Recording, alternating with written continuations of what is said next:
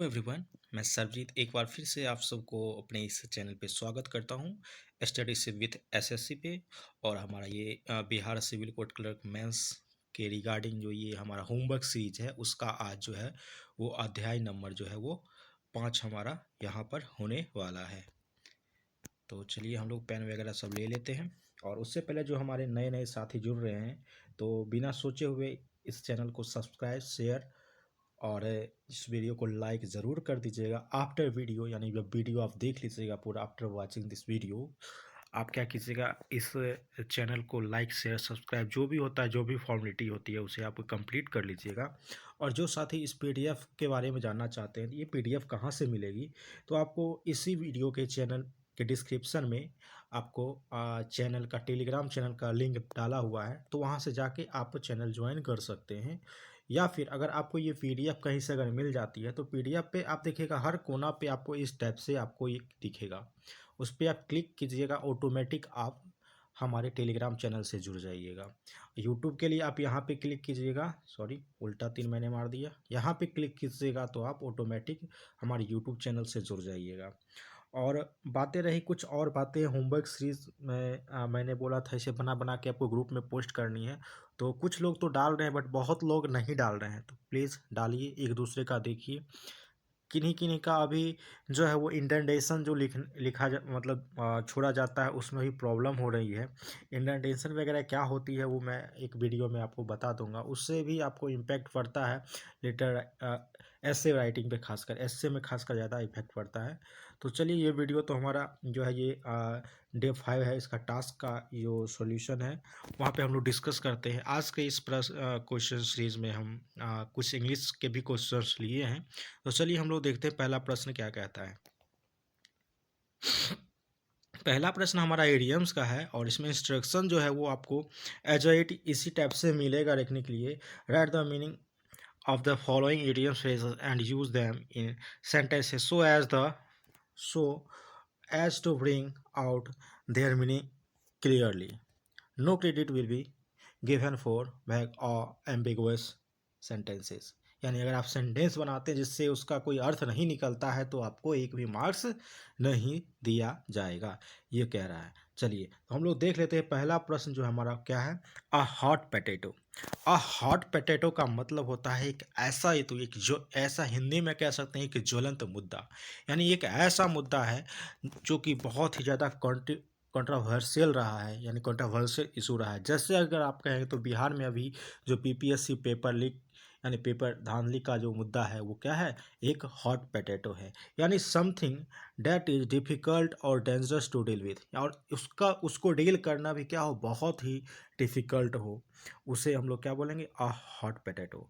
देखिए मीनिंग मैंने ये बुक का मीनिंग लिया है बट इसका आप मीनिंग ले सकते हैं डायरेक्ट, क्या, कंट्रोवर्शियल इशूज़। देखिए मीनिंग में इडियम्स का प्रॉपर मीनिंग आप का जो है वो थोड़ा सा अगल बगल हो सकता है, बाकी जो है वो आपको जो इसका जो अगर देखा जाए एक्चुअल नहीं, इसके कंट्रैक्ट में अगर जो प्रॉपर मीनिंग तो नहीं, लेकिन अगल बगल थोड़ा मिलता जुलता मीनिंग भी आप लिखिएगा तो आपको क्या है, नंबर वहाँ पर मिलेंगे, ठीक ना। यानी अगर हम लोग बात करें सेंटेंसेज में इसका अगर यूज़ की बात करें तो यहाँ पे देखिए सेंटेंसेज में क्या लिखा गया है, terrorism is the is a political hot potato in, कहाँ पर, अफगानिस्तान में। यानी टेररिज्म की बात अगर की जाए तो अफगानिस्तान में क्या है, एक हॉट मुद्दा बना हुआ है, ठीक है। चलिए अगला है हमारा प्रश्न। अगला प्रश्न हमारा क्या है, a penny for your thoughts. A penny for your thoughts कहने का मतलब होता है ना, नहीं कहते हैं इसके बारे में तुम्हारा क्या राय है, उसका मतलब यही होता है, ए पेनी फॉर योर थॉट, यानी वे of asking what someone is thinking. जो सामने वाला है वो क्या सोच रहा है, वो उससे अगर आप पूछते हैं तो उससे हम लोग क्या कहते हैं, a penny for your thought, a way of asking what someone is thinking, यानी कोई जो है सामने वाला वो क्या सोच रहा है। जैसे मान के चलिए अगर आप अपने घर में हैं, आपके लिए एक लड़की देख के आया गया और आपको एक फ़ोटो दिया जाता है और आप थोड़ा देर देखते हैं, चुप रहते हैं, तो आपकी माँ उधर से कहती है इसके बारे में क्या ख्याल है, यानी अ पेनी फॉर योर थॉट्स, वो आपको बोल सकती है, ठीक ना। चलिए तो इस पर आप एक अच्छा सा खूबसूरत सा आप यहाँ पर आप सेंटेंस बना सकते हैं, जिससे क्या कहता है, after several minute of silence he finally looked at her and said, "A penny for thoughts, lily." यानी लिली के बारे में आपका क्या ख्याल है? वही समझ लीजिए वो फोटो में कौन थी? लिली थी। दिल पे मत लीजिएगा, हो सकता है किसी का नाम लिली हो। चलिए आगे क्या कहता है? आगे अगला प्रश्न हमारा है एक्शन लाउडर देन वर्ड्स, यानी नहीं कहता है कथनी करनी में अंतर होता है, वही ये है एक्शन लाउडर देन वर्ड्स, यानी what you do is more significant then what you से। आप क्या कहते हैं वो मायने नहीं रखता है, आप क्या करते हैं वो मायने रखता है। यानी what what you do is more significant, वो ज़्यादा मायने रखता है। ठीक ना, इसका मतलब ये है जो कि आप कहते हैं। तो यहाँ पर देखिए हमने दो सेंटेंसेस लिए हैं। ठीक ना, मतलब एक ही सेंटेंस है। ये सेंटेंस थोड़ा सा एक्चुअली एग्जाम पर्पज से वो उतना नहीं कंटेक्स्ट में आ रहा है, बट आप लोग देख लीजिएगा, इसलिए मैं इसको ज़्यादा टाइम नहीं देता हूँ यहाँ पर। चलिए अगला प्रश्न हम लोग देख लेते हैं क्या है। एड इंसल्ट टू इंजरी, यानी वही बात होगी क्या, जले पर नमक छिड़कना। यानी add insult to injury to make a bad situation, to make a bad situation worse, या फिर डायरेक्ट आप to make a bad situation worse. हाँ ये चलेगा, बहुत ही अच्छा परफेक्ट मीनिंग चलेगा। देखिए एक एडियम्स का एक से अलग भी मीनिंग हो सकता है। ठीक ना, बट आप लिखिएगा तो आपका क्या मार्क्स मिलेगा, कब, जब आप इसका एक एग्जाम्पल के तौर पे आप अगर डिफिनीशन दे देते हैं। क्या कहता है? कहता है देयर बेसमेंट वाज फ्लडेड, उसका बेसमेंट क्या था, वो फ्लडेड था। एंड देन उसके बाद क्या हुआ, to add insult to injury a pipe burst in the kitchen, यानी उसके बेसमेंट में तो पानी ऑलरेडी था ही, और समझिए अगर उसी समय आपके किचन का पानी पाइप जो है वो फट जाए तो कैसा सिचुएशन होगा, उसे हम लोग क्या बोलेंगे, एड इंसल्ट टू इंजरी। ठीक, चलिए आगे चलते हैं। इसी प्रकार का आज से कुछ दिन पहले रेलवे ग्रुप डी के मामले में देखा गया था। ग्रुप डी के लिए आज बोला गया क्या पीटी और मेंस होंगे, बच्चे प्रोटेस्ट के लिए उतर गए। उसके बाद भी कुछ और मुद्दा हुआ था, क्या हुआ था, नहीं उससे पहले कोई और मुद्दा था। उसके बाद उन्होंने अच्छा पूरे पे शायद आईटीआई की मामला थी या क्या थी, पूरी याद नहीं मुझे आ रही है, चलिए छोड़िए उस बात को।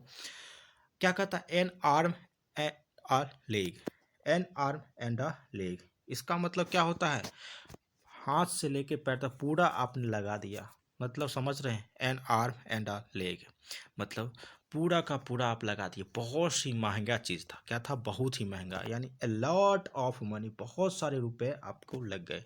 उसके लिए हम लोग क्या यूज़ करते हैं, N arm and a leg. इसके लिए आप एक और मीनिंग दे सकते हैं क्या, टू बी वेरी एक्सपेंसिव भी आप लिख सकते हैं यहाँ पर एक और मीनिंग दे के। ठीक ना, ए लॉट ऑफ मनी, या फिर क्या लिखिएगा, टू बी वेरी एक्सपेंसिव। इस पर एक सेंटेंस हम लोग बहुत प्यारा सा देख लेते हैं। क्या कह रहा है, it is the best cruise in the world but it will cost you N arm and a leg, यानी कहता है ये बहुत ही क्या है, सुंदर, बहुत ही अच्छा क्या है, क्रूज है, बट इसका जो कॉस्ट है क्या है, बहुत ही ज़्यादा है, यानी बहुत ही क्या है, एक्सपेंसिव है, बहुत ही महंगा है। उसी प्रकार हम लोग देखते हैं आगे क्या कहता है, eight the drop of hat, eight the drop of hat का मतलब क्या होता है, जैसे मान के चलिए इस कहावत ऐसे आप समझिए कि अगर आपके टोपी पे अगर पानी है जी गिरा है, जब एक ड्रॉप बना हुआ है, जैसे ही आप देखिएगा तब तक क्या होगा, आपके वो शरीर पे टपक से आके गिर पड़ेगा। उसी के कॉन्टेक्स्ट में लिए क्या है, eight the drop of a hat, यानी इमिडिएटली विदाउट एनी हेजिटेशन, यानी क्विकली कोई भी बहुत ही मतलब जल्दी में कोई चीज़ हो जाता है तो उसे हम लोग क्या कहते हैं, eight the drop of a hat. ठीक है, और इसके लिए एक मीनिंग लगा देंगे, एक नाम दिया गया है, always ready to go shopping at the drop of a hat, यानी उससे जैसे ही आप बोलो कि चलना है मार्केट, वो क्या करती है, बिना बोले और वो क्या हो गई, रेडी हो गई, तैयार हो गई, भैया चलो शॉपिंग के लिए। वो तो नेचर होता ही है। चलिए आगे चलते हैं। अगला प्रश्न क्या कहता है, back to the drawing board. Back to the drawing board का मतलब होता है पुनः से किसी भी काम को आरंभ करना, शुरुआती से आरंभ करना। Start something all over again, यानी क्या करना, स्टार्टिंग से कोई भी काम शुरुआती से पुनः शुरू करना। उसके लिए हम लोग क्या करते हैं, क्या यूज़ करते हैं, back to the drawing board.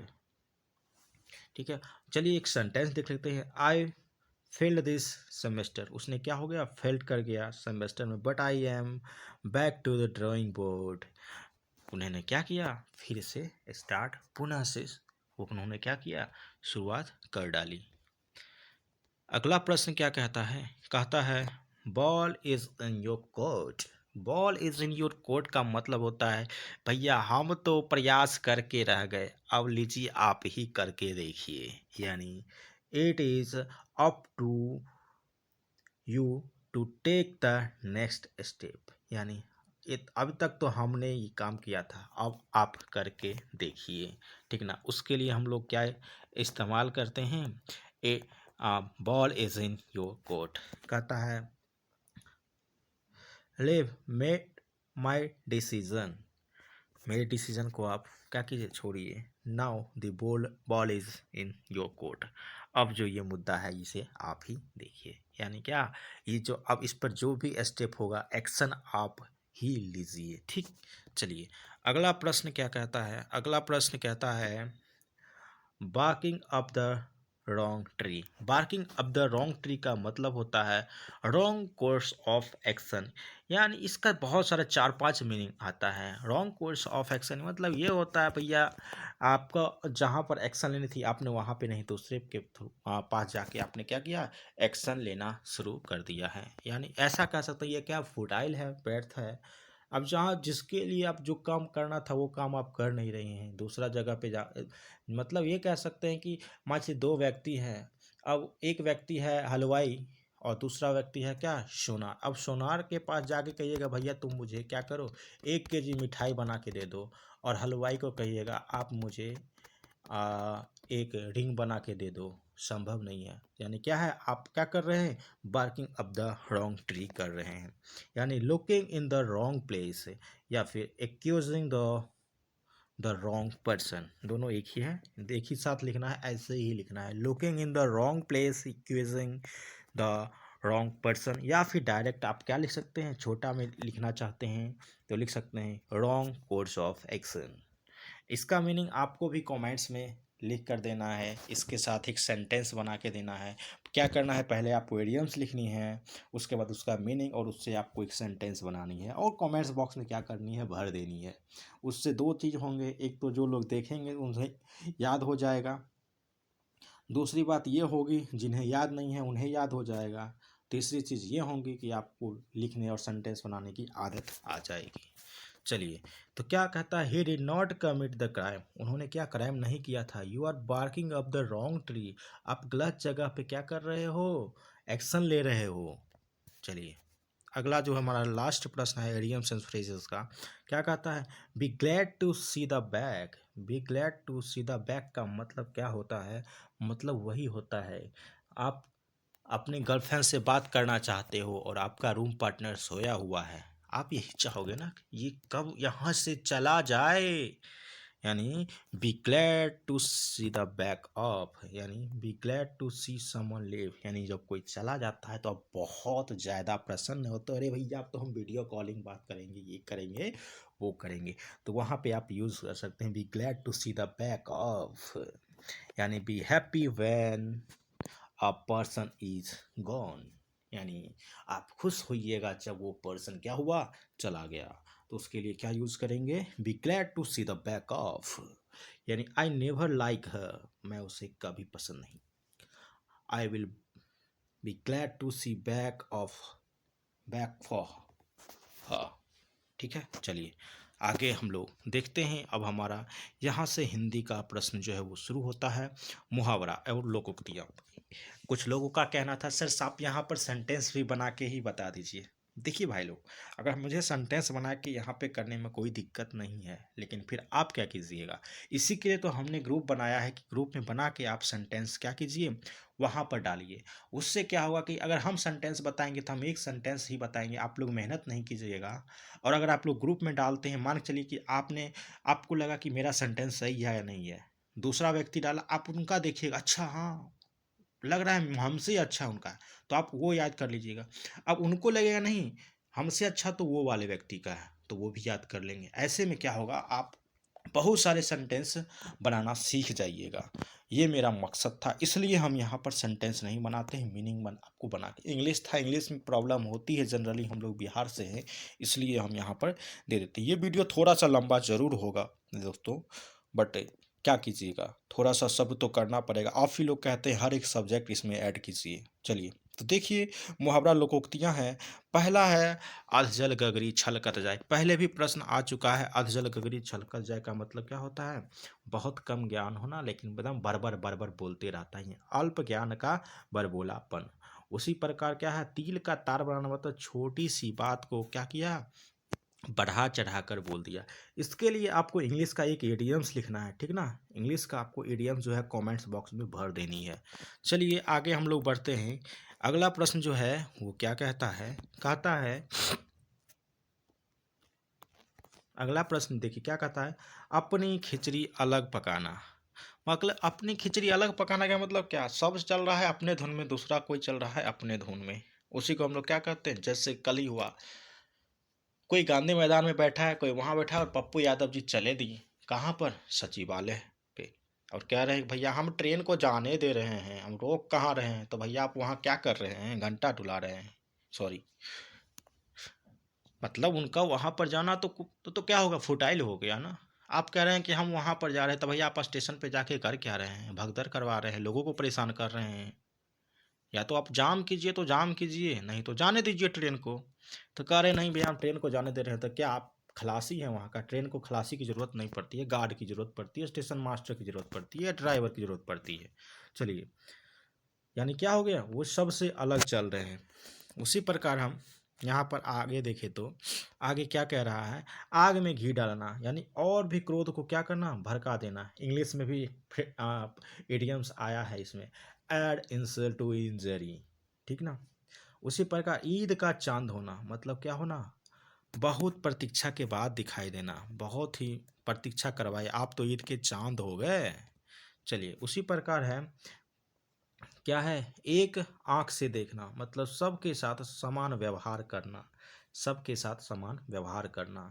अक्ल पर पत्थर डालना, यानी बुद्धि क्या हो गई भैया, भ्रष्ट हो गई है, उनके अक्ल पे पत्थर पड़ गई है, ठीक है ना। इस पर क्या करना, आपको एक सेंटेंस बना के सिंपली डाल देना रहता है वहाँ पर। अब तो लोग डालना शुरू कर दिए हैं ग्रुप में, पहले तो लोग हमें ही भेजते हैं, आज भी हमें बहुत लोग, तो हम मैंने बोला भैया ग्रुप में ही डालिए, तो कुछ लोग का कहना था ग्रुप सर 1 घंटे के लिए मॉडरेट है, एक कमेंट्स के बाद 1 घंटे के बाद होती है।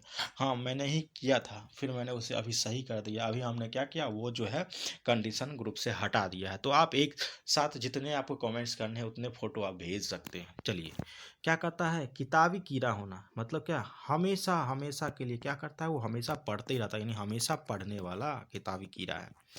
आगे क्या कहता है, खून पसीना एक होना, यानी बहुत परिश्रम करना। खून पसीना एक होना मतलब बहुत परिश्रम करना, खून पसीना एक कर दिया है, यानी क्या, उन्होंने जैसे अभी हमारे जो भी सत्याग्रही बीपीएससी के लिए, उन्होंने क्या किया है, बीपीएससी रे एग्ज़ाम के लिए खून पसीना एक कर दिया। बस ऐसे ही तो सेंटेंस बनाना रहता है। चलिए आगे क्या था, घर का भेदी लंका ढाबे, मतलब आपसी विवाद हुआ, जाके क्या किया, गांव वाले को ढिंढोरा फूट दिया कि हमारे बाबूजी के पास वहाँ पर इतना रुपए रखे, यहाँ पर इतना तोला सोना, यहाँ पर ये है, चोराया उठा के ले गया। यानी वो क्या हो गया, घर का भेदी लंका डाल दिया, यानी आपसी फूट का परिणाम क्या हुआ, बुरा हुआ।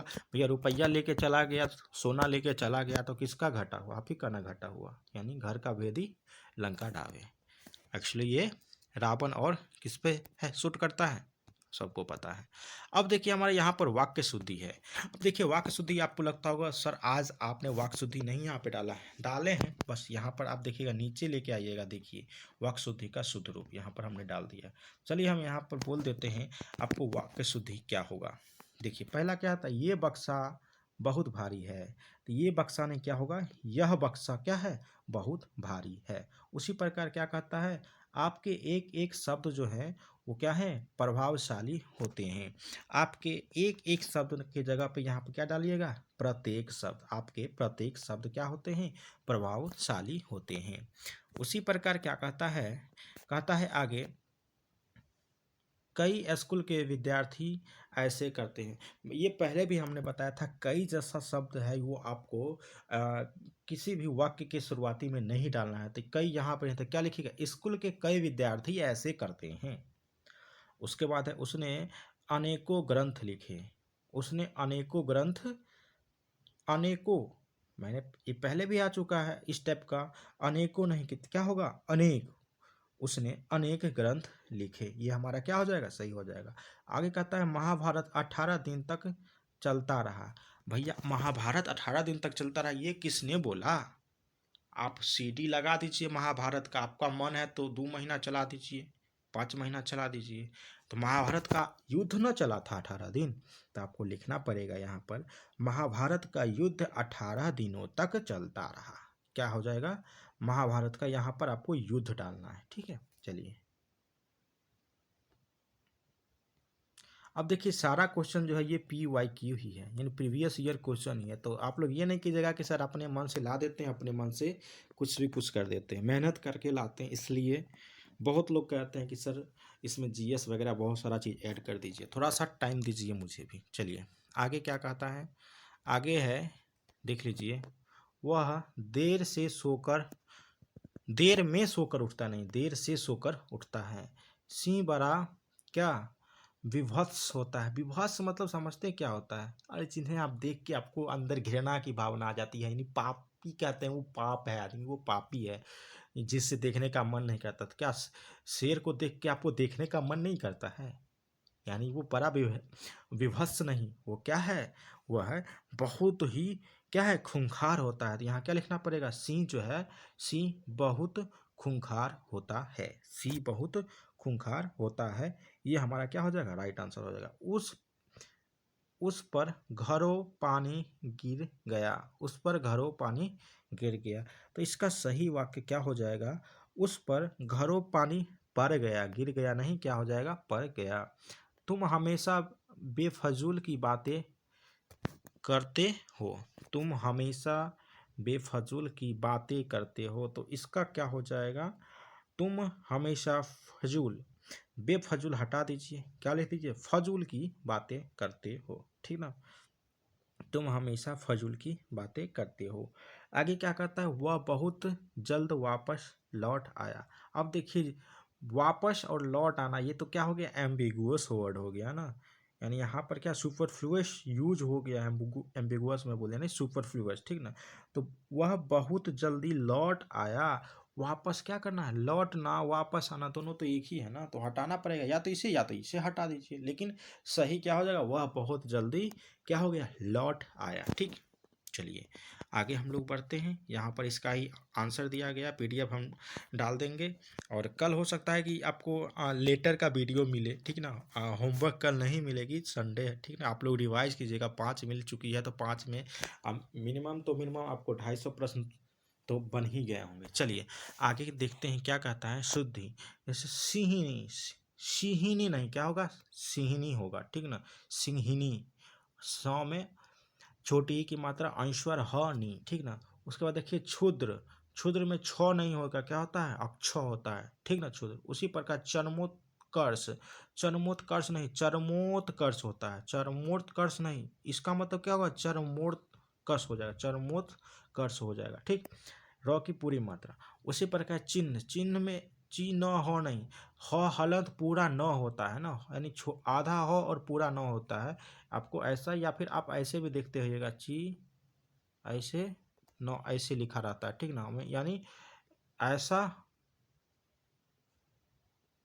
ऐसा वाला जो रहता है वो। ठीक ना, चलिए उसी प्रकार बर्बरता, बर्बरता, बर्बरता, बर्बरता, यहाँ पर एक रफ वो नहीं आएगा। ठीक ना, क्या हो जाएगा, बर्बरता, ये हमारा क्या हो जाएगा, सही हो जाएगा। चलिए क्या कहते, दिए गए वाक्यांशों के लिए एक शब्द का प्रयोग एक लोग का कहना था कि सर जो है वो इसमें वन वर्ड सब्स्टिट्यूशन टाइप के हिंदी में ज़्यादा पूछते हैं, तो नहीं, पिछले बार तो नहीं देखा गया है, स्टेनोग्राफर में देखा गया था, इसलिए हम यहाँ पर डाल देते हैं, ठीक ना। कहीं अगर पूछ लिया तो चलिए। कहता है दूसरों से ईर्ष्या करने वाला क्या कहलाता है? ईर्ष्यालु कहलाता है। जो भूमि उपज हो, यानी उपज के लायक भूमि क्या बोलेंगे? उर्वर बोलेंगे। एक लोग उसठ भी लिखे थे, भी चल सकता है। चलिए, बहुत सारे पर्यायवाची हो सकते हैं। क्या कहता है? जो कभी बूढ़ा ना हो उसे क्या बोलेंगे? अजर।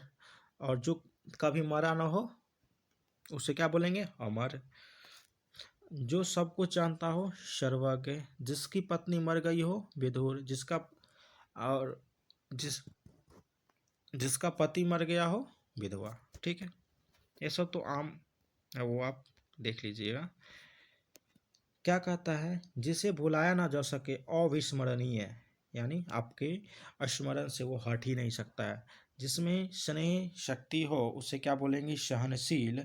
और व्याकरण को जानने वाला क्या बोलेंगे? व्याकरण।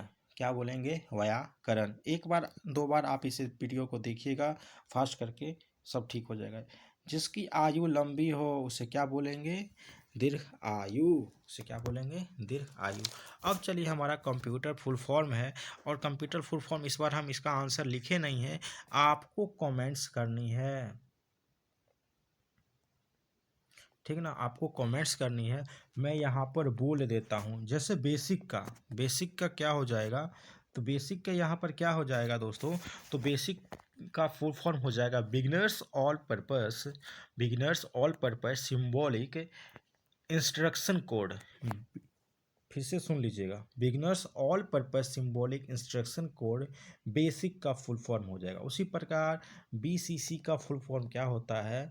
ब्लाइंड कार्बन कॉपी होता है। क्या होता है? Blind carbon copy. और सीसी का रहेगा तो कार्बन कॉपी, ठीक ना। ये हमारे ईमेल में पढ़ना रहता है। बीसीडी का क्या हो जाएगा? Binary code decimal. Binary code decimal क्या हो जाएगा? बीसीडी का। उसी प्रकार बायोस का पूछा है, तो बायोस का सबको पता है क्या है? बेसिक इनपुट आउटपुट सिस्टम, यानी बायोस।